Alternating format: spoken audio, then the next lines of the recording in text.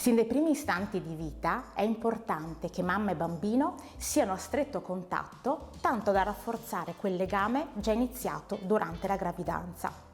Il petto della mamma è il posto più sicuro e caldo dove porre il bambino appena nato.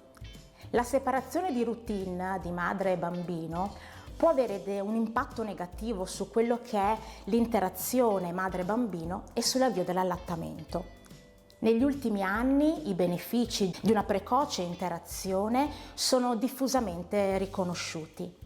Durante quest'intimo contatto il neonato mette in atto una sequenza di comportamenti innati che prevedono dapprima il pianto, seguito poi da una fase di assopimento, l'apertura degli occhi, il risveglio e una fase di attività che prevedono quindi la ricerca del seno, come il movimento delle mani, il leccare, il succhiare l'areola, fino a ritornare nuovamente a una fase di sonno. I vantaggi di questa care sono quindi un miglior adattamento alla vita extrauterina, mantenendo quindi la temperatura, fronteggiando quello che è lo sbalzo termico. Un minor pianto da parte del bambino, associato ad una maggior consolazione, in quanto lui riesce a riconoscere il battito cardiaco della mamma e la voce.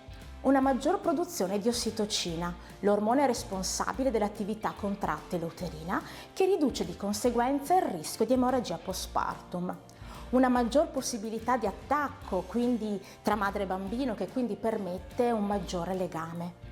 Ancora un maggior esito di allattamento esclusivo per i primi 6 mesi ed oltre, una maggior durata della colonizzazione batterica, è importante per prevenire le infezioni neonatali mediante un imprinting batteriologico. Ultimo, ma non per importanza, una maggior soddisfazione materna, che riduce il rischio quindi di depressione postpartum.